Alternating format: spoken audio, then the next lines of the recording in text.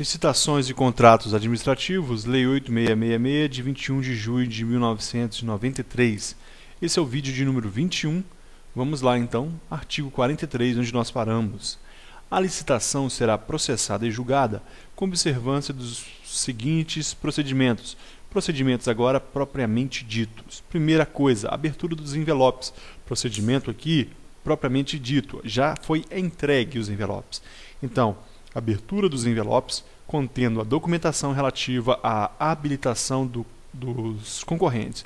Primeira coisa, abertura, e vamos verificar a habilitação, se aquele candidato está qualificado e não classificado. Qualificado e a sua apreciação. Vamos apreciar. Está qualificado? Então, próxima etapa. Devolução dos envelopes fechados aos concorrentes inabilitados, contendo as respectivas propostas, desde que não tenha havido recurso após a sua denegação.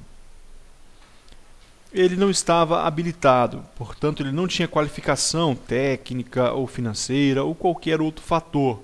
O que aconteceu? O que vai acontecer? Vamos fechar o envelope e devolver a ele, desde que não haja recurso. Então, será devolvido a ele. Terceiro, abertura dos envelopes contendo as propostas dos concorrentes habilitados, agora os que estão habilitados, desde que transcorrido prazo sem interposição de recurso ou tenha havido desistência expressa após o julgamento dos recursos interpostos. Nesse caso 3, nós temos três ocasiões diferentes para abrir os envelopes. Primeiro, pegou os habilitados, né?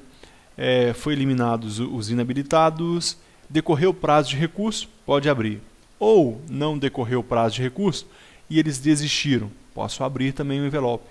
Ou após o julgamento dos recursos, teve o recurso, foi julgado, então vamos abrir. Então nessas três ocasiões podem ser abertos os envelopes, desde que transcorrido o prazo sem recurso, ou tenha havido desistência expressa, ou ainda, no último caso, após o julgamento. Então, esses três casos aqui em que serão abertos os envelopes. 4. Verificação da conformidade de cada proposta com os requisitos do edital e, conforme o caso, com os preços concorrentes no mercado ou fixados por órgão oficial competente, ou ainda com os constantes do sistema de registro de preços, os quais deverão ser devidamente registrados na ata de julgamento, promovendo-se a desclassificação das propostas desconformes ou incompatíveis. Observe que nesse item 4 haverá a desclassificação. Aqui já não é mais desqualificação. Então, observou-se aqui que aquele candidato que estava qualificado, ele, ao verificar suas propostas, verificaram que eram abusivas. O preço que ele trouxe era muito acima do mercado, então, ou estava acima ainda dos índices constantes no sistema de registro de preços. Então, o que acontece? Será feita a desclassificação desses candidatos, conforme os critérios, se for incompatíveis. Após, nós teremos julgamento e classificação de acordo com os critérios de avaliação constantes no edital. Quais serão os critérios?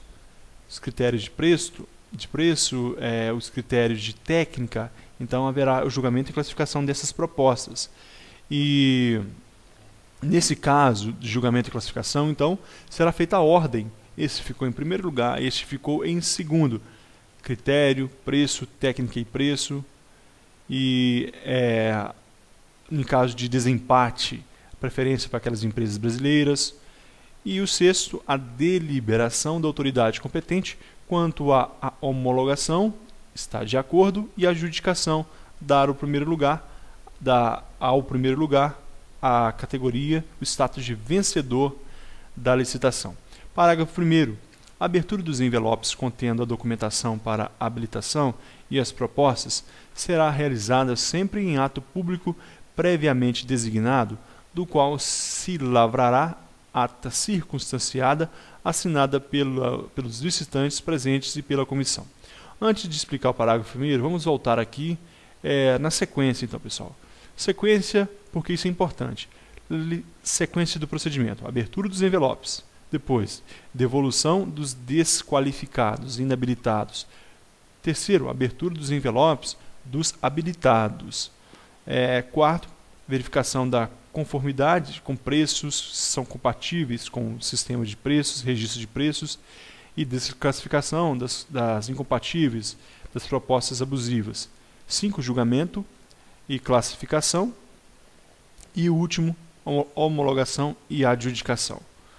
E agora sim, no parágrafo primeiro, nós temos os seguintes aspectos a observar. Primeiro aspecto, o ato é público e previamente designado. Então, previamente, será feito um ato público notificando, informando o dia das aberturas dos envelopes. Nunca privado, nunca escondido.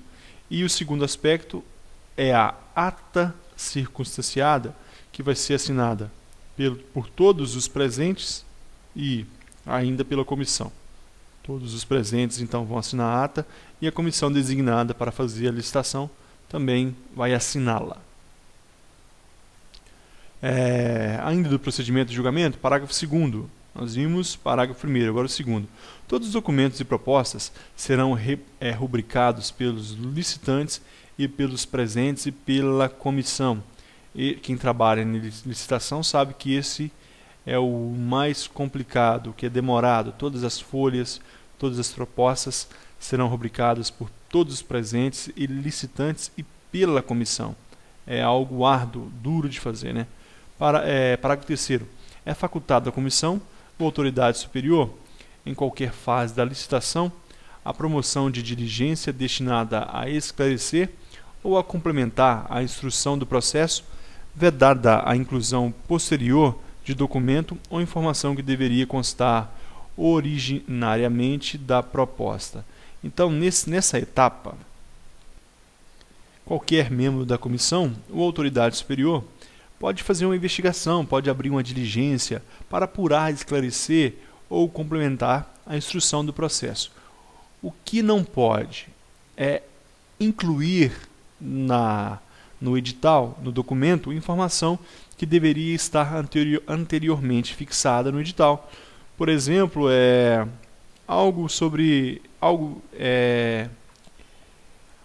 imagine uma informação que, se tivesse presente no edital, poderia fazer com que uma empresa X participasse do edital. E ela não estava porque não havia aquela informação. Então, essa informação não pode ser acrescentada nesse ato. Parágrafo 4º. O disposto nesse artigo aplica-se à concorrência e, no que couber, ao concurso, ao leilão, à tomada de preço e ao convite. O que é o disposto nesse artigo é o que está lá no caput. Ou seja, o procedimento e julgamento, os aspectos de como se dá o procedimento e julgamento. Tudo isso que nós vimos se aplica à concorrência, primeiramente. Está voltado para a concorrência, aquela primeira modalidade de licitação, e no que couber ao concurso, ao leilão, à tomada de preços e ao convite. Subsidiariamente, as outras modalidades de licitação. Alguém viu falar em pregão aqui? Não. Por quê? Porque o procedimento do pregão nós veremos no último vídeo dessa série de vídeos. Vamos lá então, continuando. Parágrafo 5º. Ultrapassada a fase de habilitação dos concorrentes, inciso 1 e 2, e abertas as propostas conforme o inciso 3, não cabe desclassificá-los por motivo relacionado com a habilitação, salvo em razão de fatos supervenientes ou só conhecidos após o julgamento. Chegamos à fase de abertura das propostas. Todo mundo reunidos, e ali naquele momento percebe-se que um dos concorrentes ali não estava com uma documentação que é prevista para habilitação. Então quem errou ali foi a comissão. Então não poderá naquele momento haver a desqualificação, a inabilitação daquele candidato por motivo relacionado à habilitação. Não pode desclassificá-lo ali, salvo neste caso, que aí sim isso é qualquer momento, né? Os casos de fato superveniente, em tempos após, descobriu que ele estava relacionado com organizações criminosas ou outro motivo, aí sim, só conhecidos após julgamento, nesse caso pode desclassificá-lo sim. Parágrafo 6º. Após a fase de habilitação, não cabe a desistência de proposta, salvo por motivo justo decorrente de fato superveniente e aceito pela comissão. Então não haverá desistência de proposta após a fase da habilitação. Se o que é um motivo justo? A empresa, comprovadamente, por exemplo, decretou falência. Então, é um motivo justo. Ou outros fatores, tragédias, houve uma queda no produto e vai ser justificado e deve ser aceito pela comissão. Senão, aquela empresa que está concorrendo vai ser punida e arcar com as consequências. Continuando para depois do parágrafo 6º, nós temos o artigo 44 ainda do procedimento de julgamento. Nos julgamentos das propostas, a comissão vai, então, levará em consideração os critérios objetivos definidos no edital ou convite, os quais não devem contrariar as normas e princípios estabelecidos por esta lei. Isso nós estamos falando desde quando a gente começou a falar sobre a licitação. Aqui nós temos o edital, que é um instrumento para concorrência, tomada de preços, leilão, e ainda nós temos a carta convite, no caso do convite. Eles não podem contrariar de forma alguma as normas e princípios estabelecidos por esta lei. O edital e a carta convite é a lei da licitação, é a lei daquele ato, mas a lei geral, a lei maior, é essa lei de licitação. Não pode de forma alguma contrariar. Os critérios objetivos devem ser observados. Parágrafo 1º. É vedada a utilização de qualquer elemento, critério ou fator sigiloso, secreto, subjetivo ou reservado que possa ainda que indiretamente elidir o princípio da igualdade entre os licitantes. Não pode utilizar então nenhum critério sigiloso, pessoal. Critérios sigilosos não podem ser observados. Critérios secretos não podem, tudo deve ser aberto. E critérios subjetivos, como eu já falei, de forma alguma. Secreto, qualquer palavra que você ouvir na sua prova sobre secreto, sigiloso ou subjetivo, na regra geral da licitação, não pode ser, é falso. Ele não pode contrariar o princípio da igualdade entre os licitantes. Nada pode ser ali secreto, porque venha a prejudicar algum candidato ou favorecer a outro. Parágrafo 2º.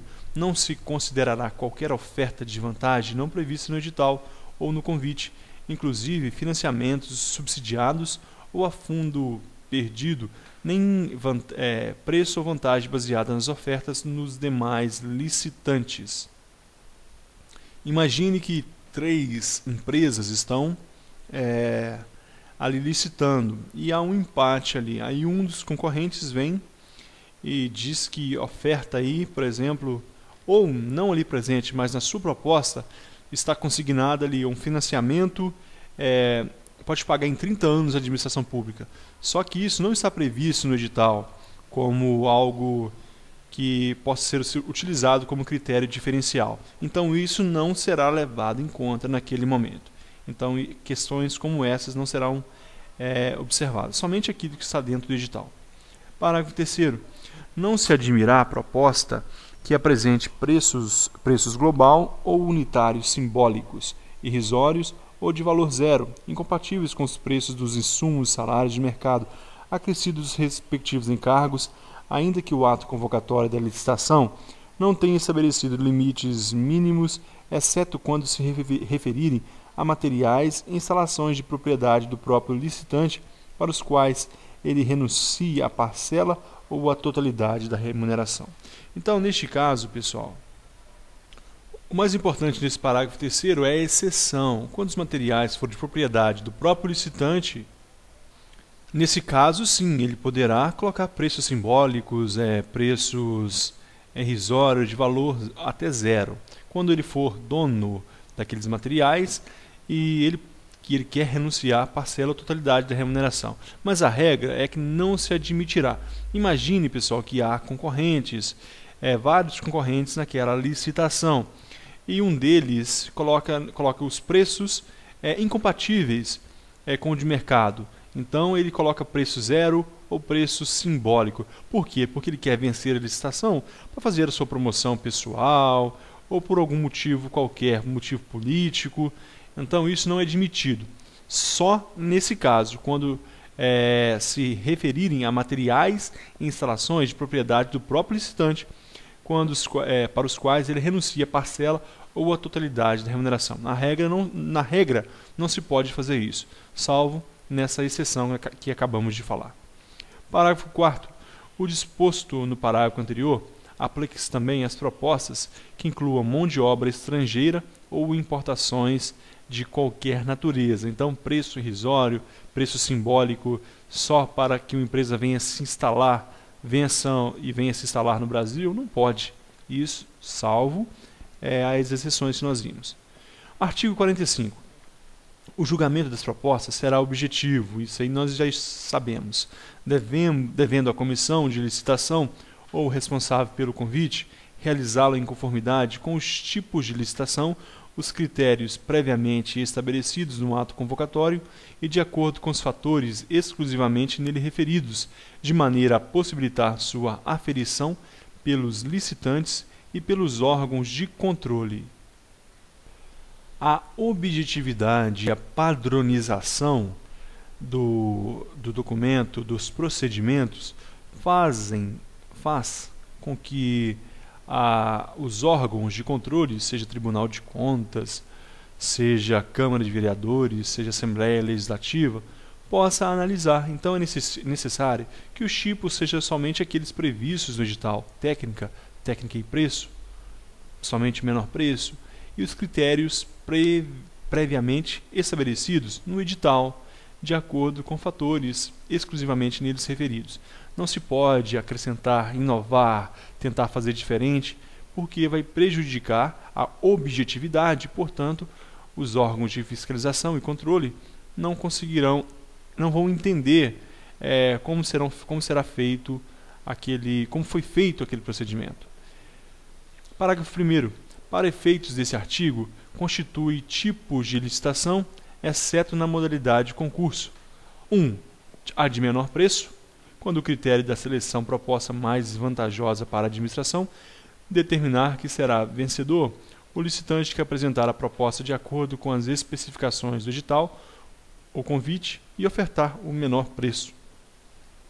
2. A melhor técnica, aqui neste caso vai se observar a qualidade e a técnica a ser desenvolvida, e pode ser os dois, o somatório dos dois, a melhor técnica e o melhor preço.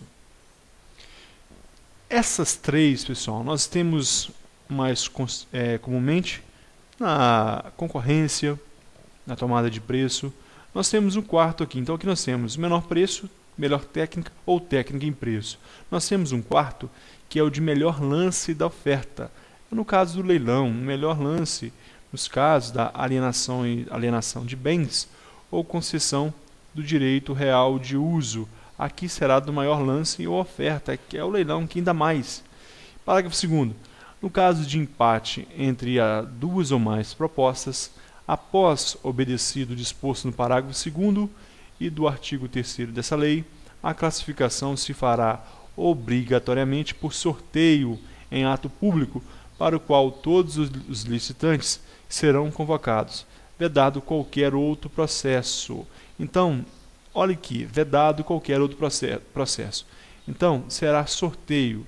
E você pode perguntar, mas como será esse sorteio? Não importa, pode ser par ou ímpar, pode ser colocar as bolinhas do bingo dentro de um saco e eles colocam a mão e retiram. Não importa o procedimento, desde cara ou coroa, desde que seja aceito por todos concorrentes, então será, no caso de empate, será sorteio e vai ser obedecido o parágrafo 2º do artigo 3º dessa lei.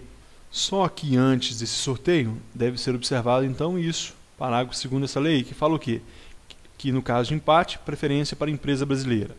Empatou ainda? Então, preferência para a empresa que invista no Brasil. Mesmo assim empatou, então será observado o quê? Sorteio. Assim se fará então. Parágrafo 3º. No caso da licitação do tipo menor preço, entre os licitantes considerados qualificados, a classificação se dará por ordem crescente dos preços propostos, prevalecendo no caso de empate exclusivamente o critério previsto no parágrafo anterior. E no parágrafo anterior nós vimos o que? Sorteio. A empresa brasileira está na frente, a empresa que investe no Brasil está na frente, mesmo assim empatou, então será sorteio. No caso de menor preço, se fará uma ordem. Em primeiro lugar, aquele que ofertou menor preço, depois segundo e terceiro, e assim se fará. Então, até aqui, nós falamos dos casos de licitação, de técnica, preço e menor preço. Aqui no parágrafo 4º, nós entramos no assunto de contratação, e é para os serviços de informática. Então, para falar nesse parágrafo 4º, nós deixaremos para o próximo vídeo, então, será o vídeo 22, nós daremos início no parágrafo 4º, falando ainda do procedimento e julgamento. Muito obrigado e até o próximo vídeo.